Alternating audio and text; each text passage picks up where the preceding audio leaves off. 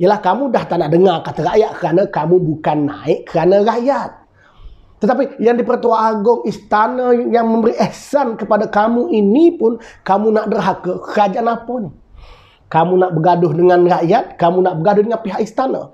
Ini kerajaan yang paling teruk, saudara. Pelan pemulihan yang dikatakan oleh Muhyiddin Yassin ini pada pandangan pelan buta. Takkan kerana kamu ambil alih secara tebuk atap ini, kamu nak ubah semua sistem yang ada dalam negara.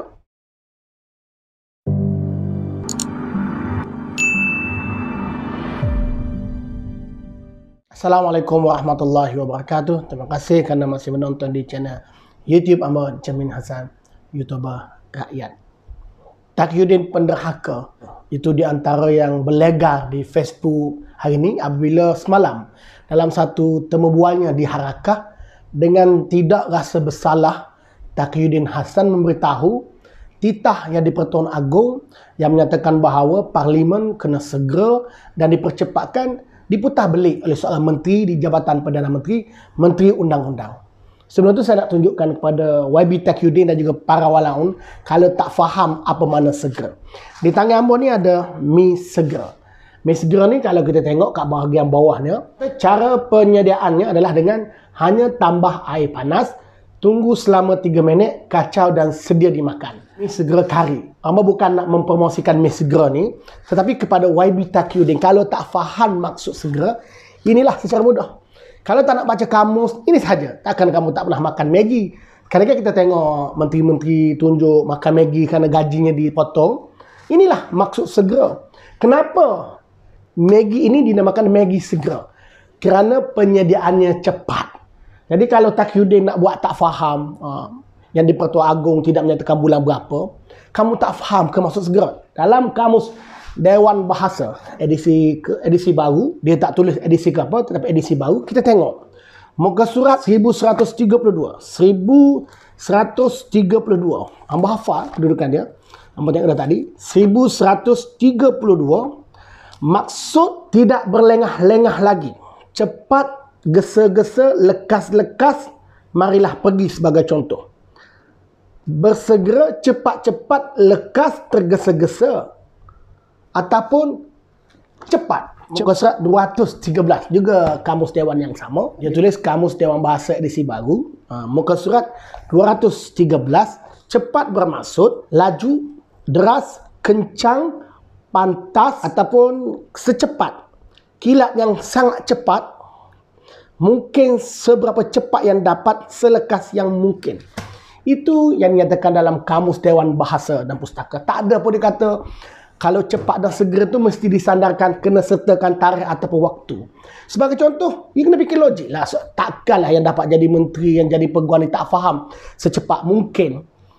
Adakah ini simptom yang dikatakan buat-buat bodoh? Jadi kepada walaun, adakah kamu rasa ini satu perbuatan yang sopan apabila dua kali telah pun ditegur, diminta oleh pihak istana supaya Parlimen segera diadakan? Tak malukah kamu, wahai menteri, ahli Parlimen Perikatan Nasional, kamu diangkat ataupun kamu dilantik menteri dalam Kerajaan Perikatan Nasional, kamu dilantik dalam GLC, kamu dilantik duta khas yang bertaraf menteri ini kerana ihsan yang di Pertuan Agong. Kamu bukan naik kerana mandat rakyat, kamu tak pernah menang pemilihan raya. Tetapi kamu dapat ihsan daripada yang di Pertuan Agong kerana kerajaan Tan Sri Muhyiddin Yassin ini dipercayai mempunyai majoriti sokongan di Parlimen. Jadi makna katanya ialah kamu dah tak nak dengar kata rakyat kerana kamu bukan naik kerana rakyat. Tetapi yang di Pertuan Agong istana yang memberi ihsan kepada kamu ini pun kamu nak derhaka. Kerajaan apa ni? Kamu nak bergaduh dengan rakyat, kamu nak bergaduh dengan pihak istana. Ini kerajaan yang paling teruk, saudara. Ini kerajaan yang paling teruk dalam sejarah. Pihak istana, rakyat minta dibincangkan permasalahan COVID dan juga hak rakyat. Pelan pemulihan yang dikatakan oleh Muhyiddin Yassin ini pada pandangan pelan buta. Kenapa pelan buta? Kerana seolah-olah dia tak nampak rakyat yang dalam kesusahan. Boleh disusun pelannya itu bulan 10, bulan 11. Hari ini bagaimana dengan rakyat? Rakyat nak minta sangat-sangat supaya moratorium itu diadakan kembali. Adakah dengan adanya moratorium itu bank akan muflis? Adakah dengan diadakan moratorium itu negara akan muflis? Tetapi dengan tidak adanya moratorium itu, rakyat semakin derita. Jadi perkara inilah yang kita minta supaya pihak kerajaan, pihak pembangkang bincang di dalam parlimen dan banyak lagi. Sama juga dengan proses vaksinasinya dan ditegur. Majlis Raja-Raja juga telah mengesahkan bahawa di bawah Perikatan Nasional ini banyak perkara yang tak selesai. Sebagai contoh, majlis keagamaan tidak boleh dilakukan. Makna katanya perlu dibincangkan di dalam parlimen. Kita tak kata mesti buka terus masjid, tetapi sekurang-kurangnya dibincang dalam parlimen. Kerana itulah sendi demokrasi negara kita. Takkan kerana kamu ambil alih secara tebuk atap ini, kamu nak ubah semua sistem yang ada dalam negara. Jadi kepada YB Taqiyuddin, kamu sepatutnya malu letak jawatan.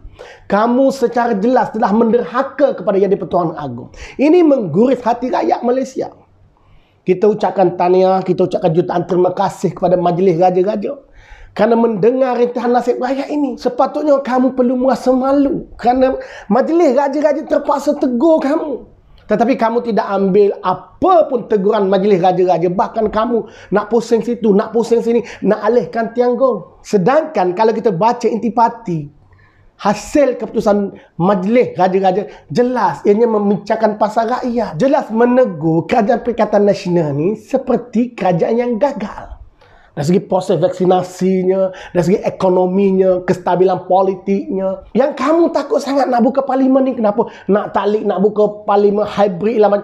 Kenapa ni? Kepada YB Taqiyuddin Hassan, segera minta maaf kepada Yang di-Pertuan Agong dan rakyat Malaysia. Kamu telah derhaka kepada Yang di-Pertuan Agong. Adakah saya perlu nyatakan segera ini bila? Adakah saya perlu nyatakan segera ini bermaksud esok atau lusa? Takkan sependek itu akal seorang peguam. Takkan sependek itu akal seorang Setiausaha Agong PAS Pusat. Kepada Walaum, tak malukah kamu bermenteri kan, dan ada SU Agong yang membodohkan dirinya kerana takut hilang jawatan. Boleh ni minggu lepas rakyat Malaysia bising berkenaan dengan ada seorang prof yang beritahu seorang wanita kalau nak berkahwin kena pura-pura bodoh. Hari ini kita nampak seorang manusia kerana dia nak kekal sebagai menteri, dia berpura-pura bodoh. Saya yakin dia hanya berpura-pura. Saya yakin Taqiyuddin tidak sebodoh itu dan saya yakin Taqiyuddin seorang yang cerdik. Mungkin kerana takut hilang jawatan menyebabkan dia hilang kewarasan. Kepada YB Taqiyuddin, insaf dan letak jawatan. Kamu telah mengguris hati rakyat Malaysia. Kamu telah memberi satu contoh yang tidak baik kepada rakyat Malaysia. Jadi saya yakin dan saya harap semua rakyat Malaysia tanpa mengira parti, tanpa mengira bangsa, tanpa mengira agama, jikalau kamu rakyat Malaysia, kita mesti bersatu hati desak Taqiyuddin Hassan letak jawatan sebagai menteri di Jabatan Perdana Menteri yang jaga undang-undang. Kerana tak malu ke kita mempunyai seorang menteri undang-undang, tetapi dia boleh nak pusing seolah-olah dia nak jadi seperti watak menteri dalam cerita Musang berjanggut nak padamkan undang-undang. Ini nampaknya jelas apa yang Piramli kata, ada menteri yang nak padam undang-undang bila terkena pada dirinya.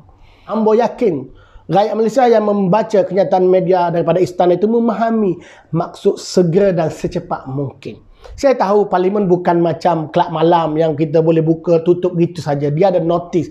Jadi segerakan notis 28 hari kepada ahli parlimen. Sudah lama kamu makan gaji buta, akhirnya ditegur oleh pihak istana. Segera buka parlimen, tamatkan darurat, kembalikan demokrasi. Pada Perikatan Nasional, saya sekali lagi nak mengingatkan kepada kamu, kamu menjadi kerajaan hari ini bukan kerana rakyat. Perdana Menteri telah akuinya dalam keputusan khasnya bahawa dia naik bukan kerana rakyat. Dia naik kerana ihsannya di Pertuan Agong, kerana mempercayai Muhyiddin Yassin ada sokongan majoriti di parlimen. Ini kali kedua istana menzahirkan supaya parlimen dibuka. Istana bersama dengan rakyat. Istana memahami denyut nadi rakyat. Istana telah memahami bagaimana deritanya rakyat. Dan kita berharapkan semua ahli parlimen yang telah dipilih rakyat ketika pilihan raya yang ke-14 masuk ke parlimen, bincang masalah rakyat, bincang cari jalan penyelesaian bagaimana nak mengatasi COVID-19 di negara kita ini. Kerana di negara lain, proses vaksinasinya sudah mencapai sampai 80% dan rakyatnya dah boleh keluar tanpa memakai mask. Malaysia kena pakai 2 lapis mask. Jadi kita harap sangat ahli parlimen yang telah dipilih oleh rakyat masuk ke parlimen bincang isu-isu rakyat. Jadi kata kamu nak bercakap tentang masalah COVID, pelan pemilihan ini, bulan 9, bulan 10, kamu nak tengok rakyat tinggal rangka, kamu nak tengok rakyat mati, baru kamu nak buka parlimen. Hidupkan segera fungsi demokrasi, hidupkan segera demokrasi. Panggil semua ahli parlimen yang makan gaji buta, masuk ke parlimen bincang pasal rakyat. Itu yang kita nak tengok. Dan saya rasa syukur apabila majlis raja-raja jelas bersama dengan rakyat, dan memang sangat memalukan dan jelas bahawa kerajaan yang ada pada hari ini kerajaan yang lemah, tetapi kerajaan yang sombong. Sombong dengan pihak istana, sombong dengan rakyat. Kita menantikan adakah YB Taqiyuddin akan memohon maaf atau letak jawatan. Kalau YB Taqiyuddin dia nak teruskan sebagai ahli parlimen, nak teruskan sebagai menteri, tak apalah. Tak apa. Tetapi ingat, orang Kelantan, orang Kota Baru, atau mungkin dia akan balik ke Kedah, ingat balik muka ni, muka penderhaka kepada raja ni. Kalau dia tak tarik balik seluruh rakyat Malaysia, sama-sama kita berdoa supaya Taqiyuddin Hassan ini kalah pada pilihan raya yang ke-15. Dan kepada bakal pengundinya, sama ada di Kota Baru atau mungkin di Kedah, bersiap sedia kita pastikan Taqiyuddin ini kalah. Seluruh kabinet Kerajaan Perikatan Nasional ini kalah. Kenapa? Kerajaan ini telah pun derhaka kepada raja. Kerajaan ini telah mengkhianati mandat rakyat. Kerajaan ini juga yang tidak mahu hidupkan demokrasi. Kerajaan ini juga yang selesa makan gaji buta. Tidak ada cara lain kalau mereka tidak insaf, mereka tidak memohon maaf, mereka tidak buat apa-apa untuk demi rakyat. Kita tunggu pada pilihan raya yang ke-15. Pastikan mereka ini dijatuhkan pada pilihan raya yang ke-15.